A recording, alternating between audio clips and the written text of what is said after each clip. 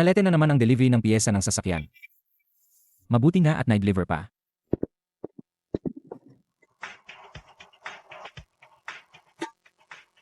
Mali ang timbang. Kalahati lang ang kapal ng materyales. Niloloko mo ako. Ay, Luffy. Ito pa nga lang na piyesa. Tataas pa ng 30% ang presyo bukas. Kalahati ang kalidad. Tataas ang presyo ng 30%. Anong klaseng negosyo yan? Ang Wantong chain na bagong bukas sa Yuanhang Industrial Park ang nagtakda niyan. Nag-utos ang boss ng Wantong. Lahat ng piyesa ng sasakyan sa Yuanhang Industrial Park. Sila ang kukuha ng malaking bahagi. Hindi ako tumatanggap ng substandard na piyesa. Sa tingin mo ba gusto kong magbenta ng substandard? Kung hindi ako susunod sa kanila, lahat ng negosyo sa buong Yuanhang Industrial Park, hindi ko na magagawa. Magugutom ang pamilya ko. Kapag ikinabit yan sa sasakyan, at uminit, puputok ang casing. Kapag pumutok, hindi na makakapreno ang sasakyan. Lahat naman ginagamit yan. Hindi ko kontrolado ang iba. Sa shop ko, hindi kami humahawak ng ganyang basura. Sa negosyo mong pag-aayos ng gulong na 10 piso. Ano pa bang magandang piyesa ang gusto mo? Lahat ng presyo sa labas tumataas. Ikaw libre pa rin ang pagdagdag ng tubig. 10 piso ang pag-aayos ng gulong.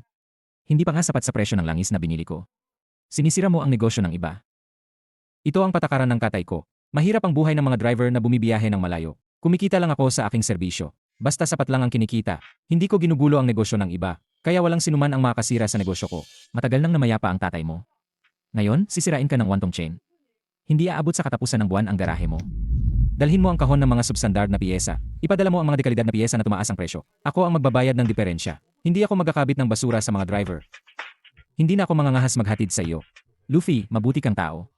Pero ngayon, hindi kumikita ang mabubuting tao.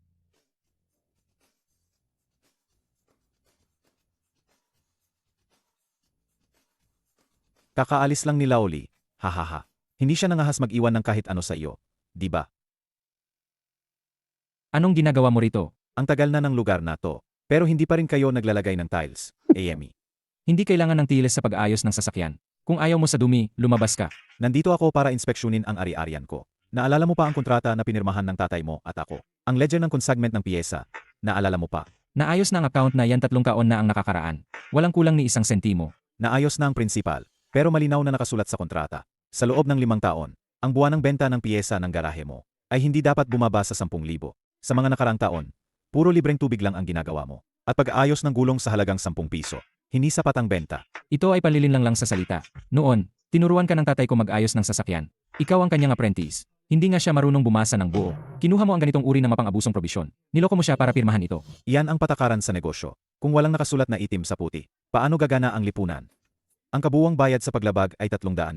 Ngayon ang takdang petsa. Wala akong pera. Madali lang kung walang pera.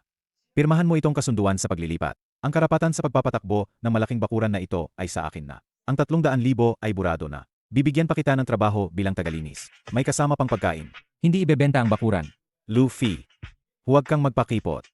Ang sira-sira mong bakuran, nasa pinakamagandang lokasyon sa parke. Pero puro mga kargador lang ang inaakit mo. Ito ay nakakagulo sa merkado. Malinaw ang presyo. Paano naging nakakagulo? Ang iba ay naniningil ng 500 para sa pagpapalit ng malaking distin na bakal. Ikaw ay 200 lang. Sinisira mo ang negosyo ng mga kakumpetensya mo. Ang presyo ng disc na yon ay 120. Kumikita ako ng 80 para sa serbisyo. Kayo ay kumikita ng 380. Gamit ang manipis at dekalidad na bakal na kaki. Kapag may nangyari, diretso ang pagtaob ng sasakyan. Ito ay pagpapatakbo ng kapital. Hindi mo ba naiintindihan ang pagpapalaki ng kita? Hindi ko naiintindihan ang kapital. Ang alam ko lang, kapag sira ang piyesa, dapat palitan ng magandang bakal. Buhay ng tao yan. Buhay ng tao. Ano nung pinagmamalaki mong kabutihan dito? Ikaw, ang tatay mo noon, matigas ang ulo. Pinanghawakan ang walang kwentang lumang kasanayan. Nagpakamatay sa pagtatrabaho dito sa bakuran. Anong napala niya sa huli? Bawiin mo ang sinabi mo. Gusto mong makipag-away. Puro CCT sa labas. Hindi ako makikipagtalo sa tulad mong barumbado. Ngayon, kailangan mong pirmahan ang kasunduan. Ayaw mong pumirma. Sige, matigas ang ulo mo. Simula ngayon, walang supplier ng piyesa sa Yuanhang Industrial Park. Ang maglalabas ng delivery para sa'yo. Walang sasakyan ang maglalakas loob na pumasok. Sa bakuran mo para magpaayos. Tingnan natin kung gaano ka katagal makakatagal. Hanggat mayroon akong wrench, bukas ang pinto ng bakuran na ito. Sige, umalis ka na. Hintayin mo lang. Ang 300,000 na multa sa paglabag sa kontrata. Dapat bayaran sa takdang panahon. Pinapunta ko na ang abogado ko para sa formal na pag-audit ng iyong ari-arian. Pagdating ng panahon, wala ka nang mahahawakang kahit isang pirasong bakal. AMEA. Piso 10 ang pagpatch ng gulong. Tingnan natin kung gaano pa kahalaga ang iyong patakaran. Sa bawat 10 piso. Ang patakaran ay patakaran.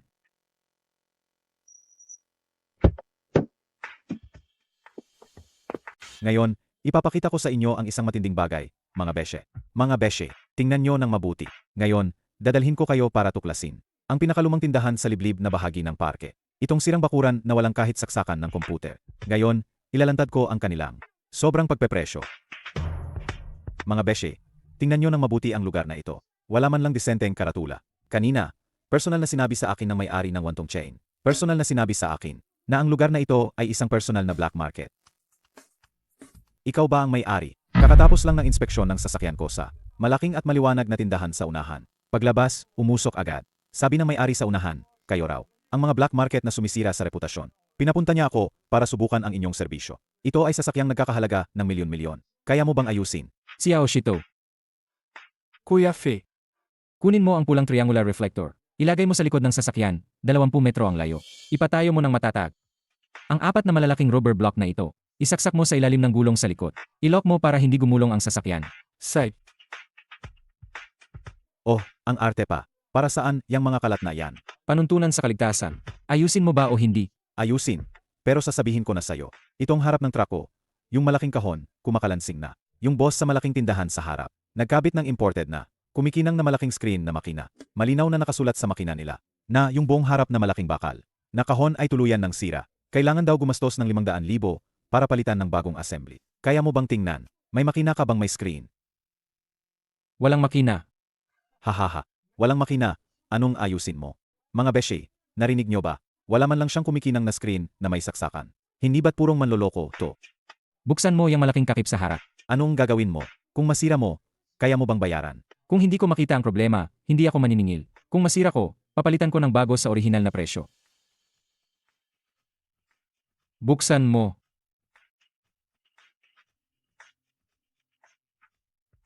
Titingnan mo lang ng mata. Makikita mo ba sa loob ng makapal na bakal na yan? Mga paps, tingnan nyo. May hawak siyang bareta. Babakbakin niya ang sasakyan ko.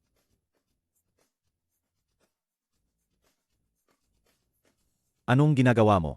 Iniisip mo bang doktor ka na nakikinig? Sa loob, pangatlong bilog na butas mula sa kaliwa.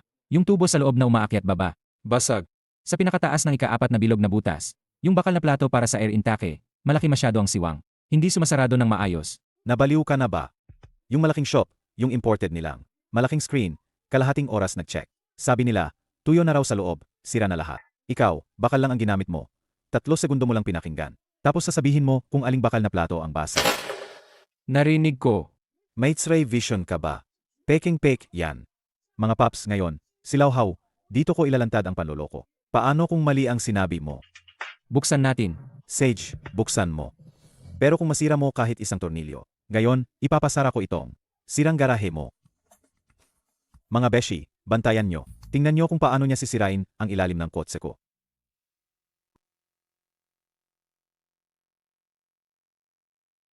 Nakikita mo ba? Basta ka lang nagpapalit. Iyon ay isang malaking bakal na palanggana para sa itim na langis. May mahigit 20 bakal na tornilyo diyan. Nakapikit ka lang, basta ka lang gumagawa. 16 na. 18, 22.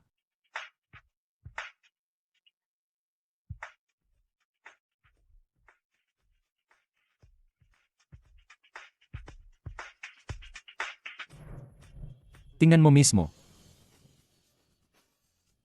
Ito, ano ito?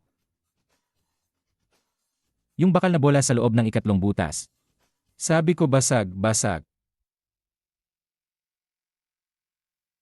Naku, 3 segundo mo lang talaga pinakinggan. Hindi naman sira lahat ang malaking piyesa. Palitan mo lang itong sirang bakal na poste. Higitan mo lang yung puwang sa itaas, yung malaking kakip na bakal, at pwede na ulit tumakbo. Magkano naman ang palit ng maliit na bakal na poste na yan? Bagong bakal na poste, 300. Palit ng bagong itim na langis, 150. Bayad sa paggawa, 50. Total 500. Hindi na pwedeng kawaran. 500. Sabi ng may-ari ng malaking tindahan sa harap. Kailangan daw palitan ang buong malaking bakal na frame. Hiningan ako ng 500,000. Dito sa'yo, 500 lang. Hindi na ako kukuha ng sobra. Hindi mo naman ako niloloko, di ba? 500 pesos lang. Papayagan mo na akong paandarin ang sasakyan kung nagkakahalaga ng daan-daang libo. Kunin mo ang sasakyan pagkatapos ng 3 oras. Kung hindi umandar, ibalik mo ang pera. Totoo ba yan? Ang galing naman.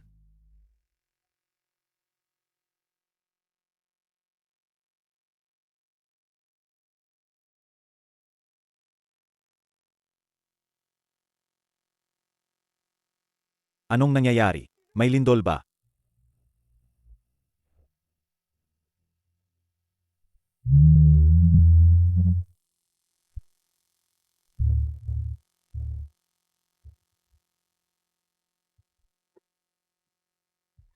Luffy.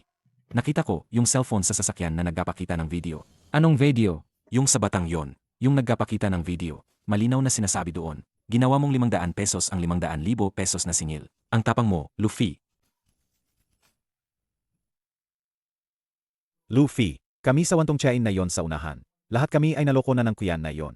Ang pagpapalit lang ng rubber sleeve ay pinabayaran kami ng 1,000 para lang makatipid sa pagkain. Kaya kami lumiko dito sa iyo. Boss Lu, itong sa ilalim ng sasakyan ko. Iyong malaking bakal na naglilipat ng lakas ay medyo nanginginig. Patingnan mo nga. Sige, patrasin mo ang sasakyan. Diretso sa 3-meter pit. Xiao Shito, ikaw ang mag-guide. Ilagay ang rubber blocks sa ilalim ng gulong. Suotin ang reflective vest. Sight po.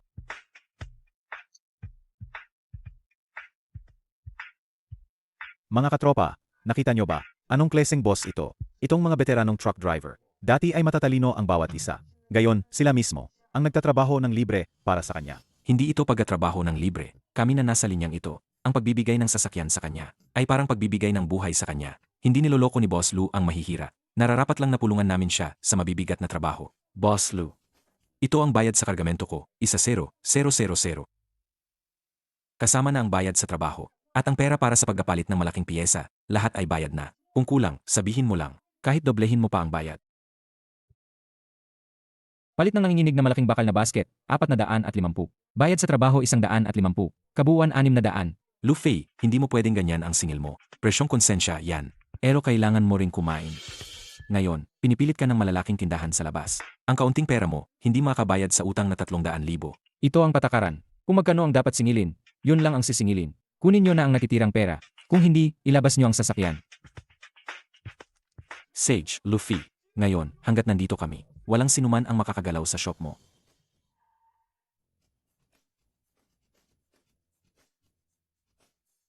Buksan nyo ang pinto. Galing kami sa wantong group. Hinahanap namin ang boss nyo. Aba, Luffy. Wala pa akong 1 oras na umaalis. Nagsisimula ka ng magtipon ng mga tao. Ginugulo mo ang kayusan ng parke. Nagbubukas ako ng negosyo. Kung may sira ang sasakyan, ayusin ko. Ang ginagawa mo ay ginugulo ang presyo. Magkano ang binayaran sa'yo ng mga mahihirap na driver na yan? Ang patakaran mong isa, 0 yuan sa pagpatch ng gulong. Makakakolekta ka ba ng 300,000 ngayon? Ano ang pakialam mo kung magkano ang binabayaran namin? Ikaw na may itim na puso. Inapabayaran mo kami ng 2,000 para lang sa pagkapalit ng bell. Pag nanakaw yan. High-end service, yan. Ano? Gusto mo pang manakit? Subukan mong manakit. Kung mananakit ka, direkta kitang ipapakulong ng ilang taon. Luffy, tapos na ang kontrata. Malinaw na nakasulat dito sa kontrata. 30,000 multa. Gayon din, ilagay mo sa account ko ang buong halaga. O kaya, umalis ka na agad. Ang bakuran na ito ay akin na simula ngayon. Mga kapatid, gusto ng demonyong ito na kunin ang tindahan ni Boss Lu. Mag-ambagan tayo. Anuman ang mangyari ngayon, tulungan natin si Boss Lu sa 300,000 na yan. Nabaliw na ba kayo? Para sa isang pulubi na nagbebenta lang ng gulong sa halagang 1,000 yuan. Pati ang pera ninyo para sa buhay ay ibibigay ninyo. Ano ba ang meron siya para gawin ninyo yan? Bawiin ninyo ang pera ninyo. Boss Lu, bakit ka pa nagmamatigas ngayon? Kapag kinumpis ka niya ang lahat ng gamit mo, paano mo kami ayusin ng sasakyan sa hinahara? Hindi ko rin pwedeng gamitin ang pera ninyo. Ako ay isang mekaniko. Hindi ako tumatanggap ng pera para sa pagkain. Ako mismo ang magbabayad ng 300,000. Ikaw mismo ang magbabayad. Babayaran mo gamit ang bibig mo.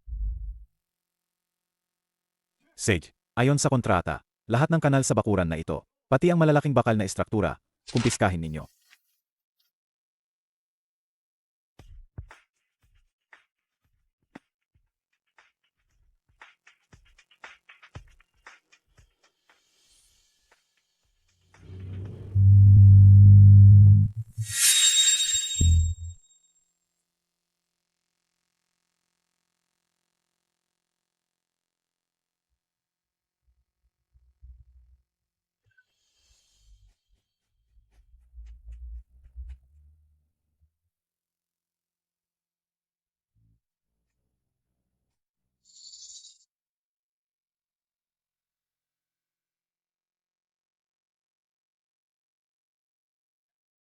Ang mga kargamento na ito ay kailangan ng mabilis na pag-aayos. Kailangan itong makarating sa daungan bukas ng umaga. Ngayon, ang sasakyan ay maingay na maingay. Umindayog ang mga gulong. Paano ito patatakbuhin? Director Kin, itong sasakyan, pagkaandar pa lang, may mali na. Nanginginig ang ilalim ng manibela. Hindi ko na kayang i-drive. Kung ipipilit pa, baka lumipad ang gulong sa harap.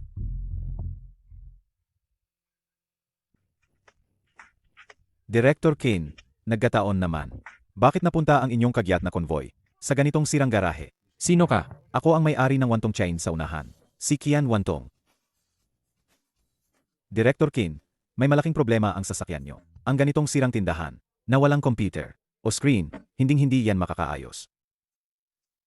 Huwag kayong mag-alala, ipaubayan nyo sa akin. Ipapadala ko agad ang aming 1.2 milyong importadong malaking screen machine para i-check ang sasakyan nyo. Gusto ko ang pinakamabilis. Kung maantala ang paghahatid, 10,000 ang mawawala kada minuto. Kunin mo na, huwag ka nang magdikit ng seal. Bumalik ka agad sa tindahan. Dalhin ang malaking screen machine. At magdala ng 4 na technician.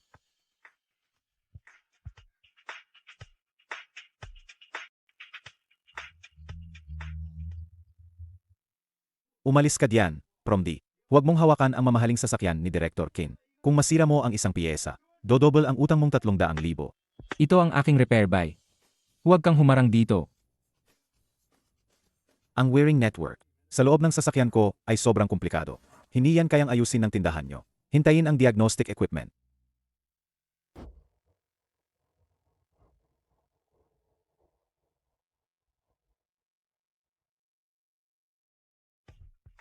Kunin mo yung salamin na may ilaw.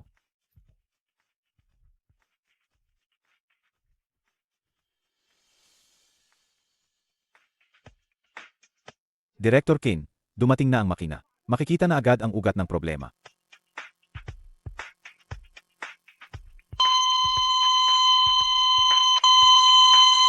Kian Wantong, Director King. Nahanap na. Ipinapakita ng makina na ang malaking makina. Mali ang presyo ng Aeron bots. Gulo-gulo ang lahat ng data. Totally sira na. Sira na. Wala pa itong 1 taon. Bagong truck head pa ito. Anong gagawin ngayon? Anong gagawin ngayon? Director Kin, palitan natin ng buong bagong malaking makina. Ayusin ko ang express delivery para sa inyo. Ngayong gabi, maihahatid na. Kasamang trabaho at piyesa, 800,000. Pirmahan nyo lang po. Ipapatrabaho ko na agad. Gaano katagal palitan ang malaking makina? Kahit magdamag na tanggal kabit, pinakamaaga na ang tanghali bukas. Hindi pwede. Kailangan itong makapasok sa pantalan at makasakay sa barko bukas ng umaga. Kaya kong bayaran ang 800,000. Pero ang kargamento ko ay malulugi ng 10 milyon. Hindi yan problema ng malaking makina. Yung makinang may saksakan, mali ang diagnosis. Promdi, nangangahas kang questionin ang 1.2 milyong importadong komputer. Ang mata mo ba ay X-ray o scanner? Alam mo ba kung ano ang pressure data? Walang problema ang malaking makina. Kung gayon, bakit patuloy na nag-aalarm ang komputer? Dahil sa malaking bakal na baras na kumokonekta sa gulong Sahara, sa loob ng bilog na takip na bakal sa ilalim nito, mayroong isang bitap na mas manipis, pasahibla ng buho. Ang taong ito, ang lakas ng loob magsalita. Ang bagay na hindi nakita ng makina. Hinawakan lang niya ang guwantes. Puro kasinungalingan. Ang malaking bakal na baras ay napakalaki. Paano magkakaroon ng bitak sa loob? Kahit mayroon, paano mo mahahanap sa paghawak lang? Gusto mong manloko kay Director Kin, di ba? Hindi ako nanloloko sa pag-ayos ng sasakyan. Anong gagawin mo? Ang kampadulas sa loob ng maliit na bita ay tumagas na sa bita. Ang bakal na nagkikiskisan sa mataas na ini, kaya't kumakalog ng malakas. Kung sinunod ninyo ang sinabi ng computer at tinalitan ng bagong malaking motor, bukas ng umaga sa kalsada, ang malaking bakal na baras na ito na konektado sa manibela. Sa susunod na mahabang pababa at kurbada, tiyak na tuluyang mapuputol. Ang sasakyang ito, kasamang mahigit 10 toneladang karga sa likod, ay direktang babagsak sa kanal. Masisira ang sasakyan at mamamatay ang tao. Sino ang tinatakot mo sa mga kwento mo? Director Kin, huwag kang makinig sa manlolokong ito. Ipatawag nyo at ipahuli. Umalis ka.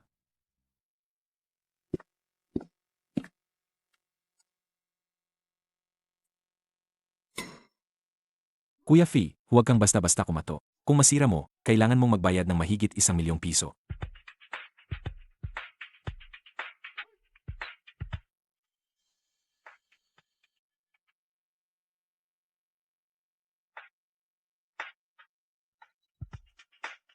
Ahahaha.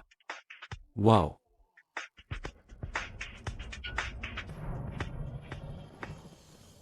Tingnan mo ang cross-section. Yung mga itim at dilaw na bahagi sa gitna, iyon ang matagal ng metal fatigue at lumang pinsala. Sa labas, may makintab na pintura. Ang kabel ng computer na nakasaksak sa malaking motor. Hinding-hindi nito makikita. Ang purong pisikal na pagkabali dito.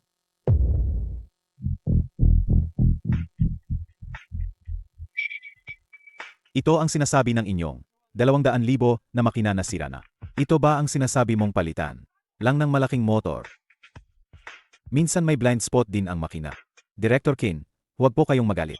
Tatawagan ko agad ang bodega para magpadala ng bagong bakal na tubo. Huwag na, Master. Pakipalitan na lang po ng pinakamaganda. Kahit magkano pa, hindi pwedeng huminto ang sasakyang ito. Hindi mapapalitan. Wala ako sa bakuran ko. Ang piyesa ng ganyang brand. Director Kin, narinig niyo po ba? Lahat ng magagandang piyesa.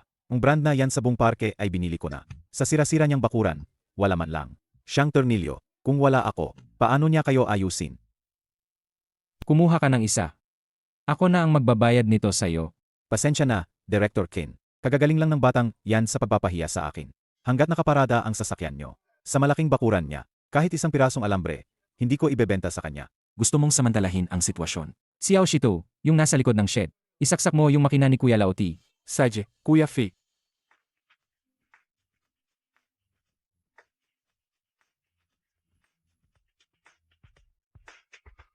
Anong gagawin mo? Wala kang ang spare parts. Gusto mo bang gumawa ng isa gamit ang kamay mo?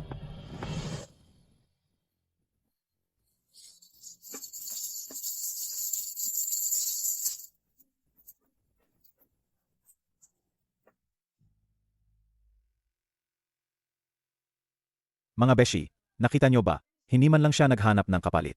Diretso siyang kumuha ng solidong bakal. At ginawa niya ang bagong steering head. Ang galing ng kamay niya.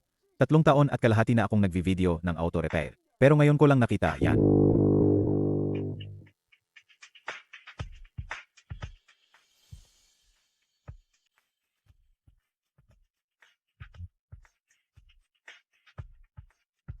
Mataba, umakyat ka at tandarin mo. Ikot mo ang manibela pakaliwat at kanan.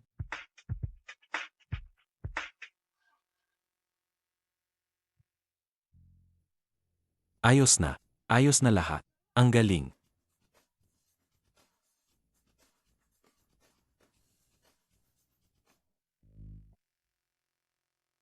Master Lu, hindi mo lang niligtas ang kargamento ko. Niligtas mo rin ang buhay ng kapatid ko. Tanggapin mo itong 100,000. Itong basurang bakal, 50 ang puhunan. 300 ang bayad sa paggawa, kaya 350 lahat. Paano mangyayari yan? Sobrang liit niyan. Ang patakaran ay patakaran. Iskan mo yan, hindi ako tatanggap ng sobra kahit 1 sentimo. Kunin mo ang susi. Bilisan mo at ihatid ang kargamento. Sage, lahat ng long-haul fleet ng Hanhai Logistics. Sa buong probinsya. Basta pumasok sa Yuanhang Industrial Park. Lahat ng problema ay sa iyo, Luffy. Sa iyong shop, walang sinuman ang pupunta sa ibang tindahan. Yeah. Director Kin, paano naman ang siyang shop niya? Baka kayanin ang iyong fleet. Kasama ang mga mapanlinlang mong peking computer.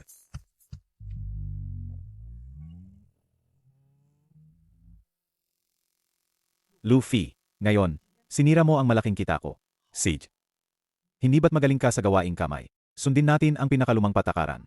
Sa industriya ng pag-aayos ng sasakyan. Anong patakaran? Technical na double hamon. Bukas ng gabi, dito mismo sa labas ng bakuran. Sa Open Space Plaza, tayo ay mag-aayos ng 2. Lubusang silang malalaking truck. Isa. Magpakitang gilas tayo sa technical na kaalaman sa harap ng lahat. Kung ikaw ang mananalo, ang utang na 300,000 ay burado. Ang aking tatak na 1 tong ay alis sa parke na ito bukas. Kung ikaw naman ang matatalo, mag-impake ka at ibigay mo sa akin ang malaking bakuran na ito. Sag, bukas ng gabi, siguraduhin mong hindi mahuhuli ang mga tao mo. Ayan na. Ang ating technical na hamon ngayon ay pangunahing sumusubok sa kakayahan ng mga mekaniko sa pag-aayos ng sasakyan. Kung makatalo ka, Sisindihan ng mga kapatid ang lahat ng ilaw ng sasakyan.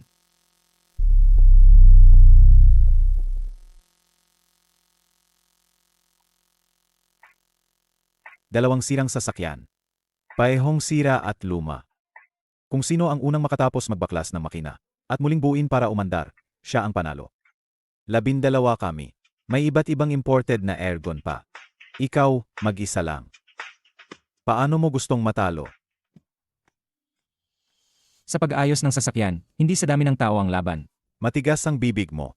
Mga tropa, pag nanalo tayo ngayon, may 0k bonus ang bawat isa. Ilabas ang lahat ng tools natin. I-disassemble ng pinakamabilis. Boss Lu, hindi ito patas. Puro electric tools nila. Bakit ikaw, manual tools lang? Okay lang yan. Ilagay ang safety net. Ilagay ang safety net. Countdown na. Simula.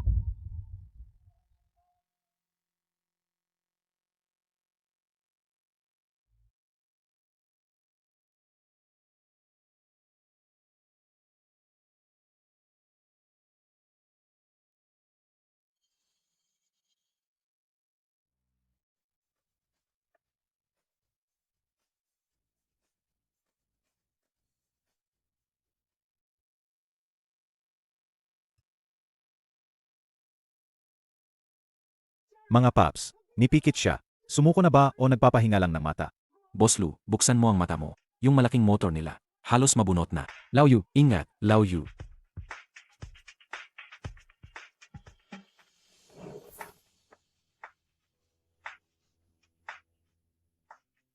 Seg.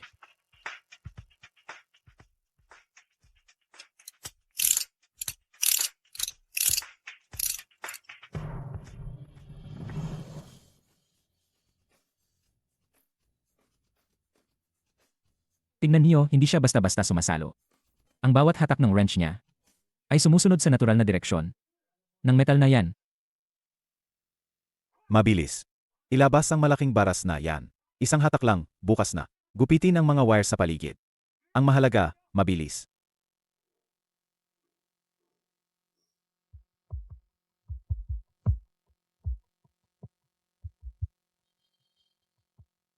Sa panig ni Kian, lahat ng malalaking piyesa, tinanggal na. Ngayon, ibabalik na nila. Ibalik, dali, ipasok ang mga bagong tornilyo. Kung sino ang unang makakabit, siya ang panalo. Tingnan nyo, nakapikit pa rin siya, nagpapabagal-bagal.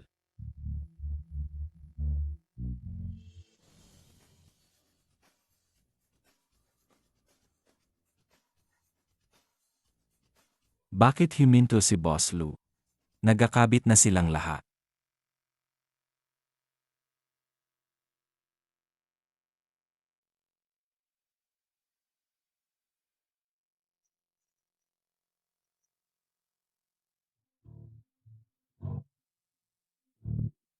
Gamitin ang malaking baras, yung makapal na bakal na tubo sa likod, yung kumokonekta sa gulong, ipasok.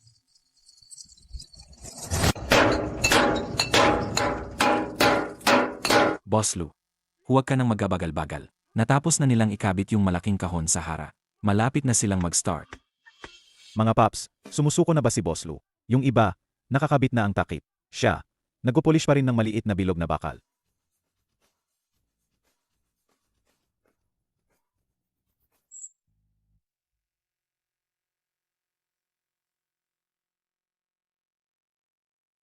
Hindi siya nagpapabagal-bagal. Yan ang ugat ng preno. Kung matagal na hindi ginagamit, tiyak na makapal na ang kalawang. At dumi ng bakal. Kalawang lang, ano ngayon? Ikabit na lang para manalo. Kung ang ganyang kalawangin na maliit na switch, hindi mo linisin at kiskisin ang dumi sa loob isa-isa. Kahit palitan mo ng bagong malaking makina, kapag umandar ang sasakyan at biglang preno, ang switch sa loob ay magbablock at mawawalan ng kontrol. Direktang babangga sa mga tao.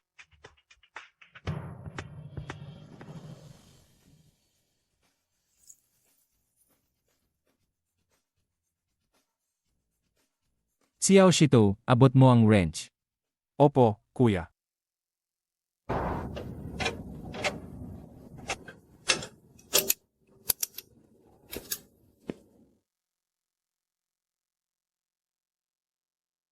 Tapos na lahat, umatras kayo, may isa diyan. Start na.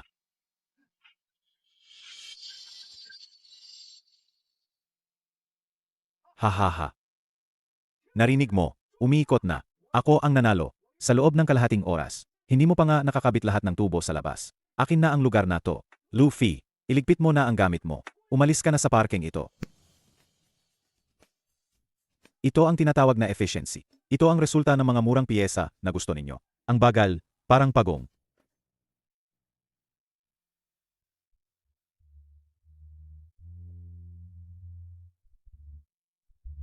Hindi ka nanalo. Ang ingay na makina, parang kulog. Ang daming nakakakita. Magdadaya ka pa rin. Patayin ang makina. Tingnan mong mabuti ang pangalawang malaking itim na note. mula sa kaliwa ng transmission shaft.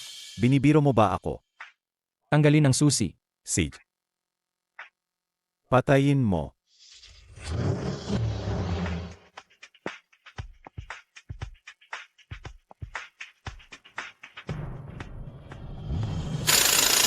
Anong problema? Hindi ba't maayos naman ang pagkakakabit?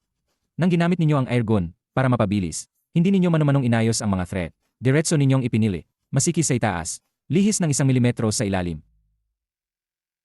Oh,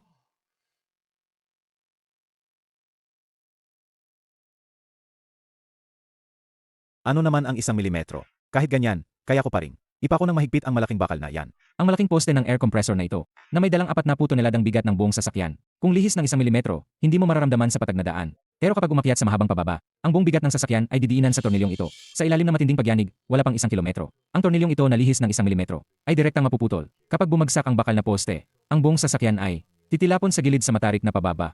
Magdudulot ito ng trahedya ng pagkasira ng sasakyan at pagkamatay ng tao. Huwag kang magpalaki ng kwento dito. Hindi mo ba nakikita kung gaano kahigpit ang pagkakakabit ng knot na ito? Anong klaseng pagyanig ang makakaputol niyan? Natalo ka lang at ayaw mong umamin. Bilisan mo, mag-impake ka na at umalis. Ikaw na walang konsensya. Hindi mo alam kung gaano kalakas ang pagyanig sa pababa. Kung ipagpatuloy ang pagmamaneho ng sasakyang ito, mawawala ang buhay ng mga sakay nito. Nagkakaisa kayo para apihin ako, di ba? Malinaw na nakasaad sa patakaran. Kung sino ang unang makatapos at makatakbo, siya ang panalo. Wala akong pakialam sa kanya.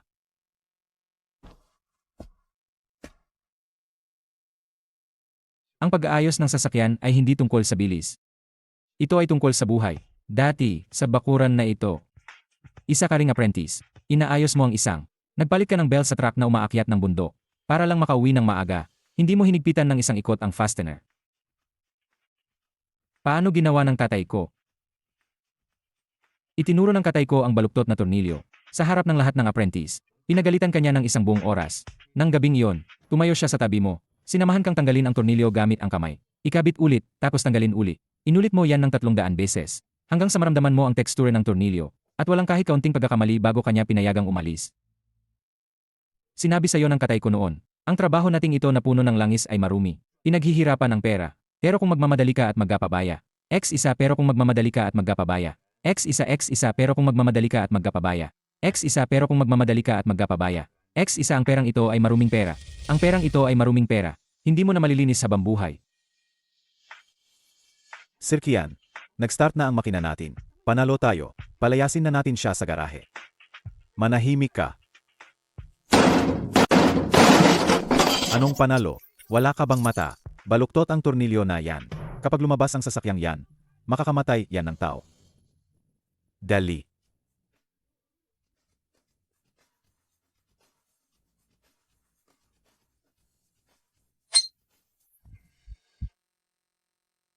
Sir Kian, ako na ang talo. Ano, ako na ang talo. Ano pa ba? Umalis ka na.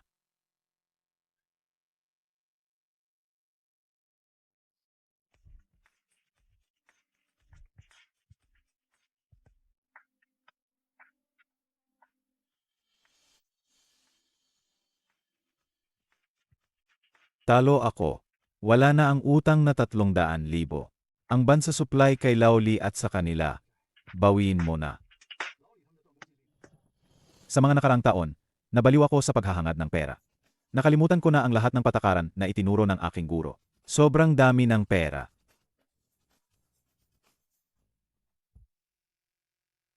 Paumanhin sa inyong lahat, mga master. Pag-uwi ko, isasara ko ang tindahan para sa pagsasaayos. Lahat ng sasakyang naayos sa aking tindahan. Ibibigay ko ang buong refund. Libreng ayos ulit.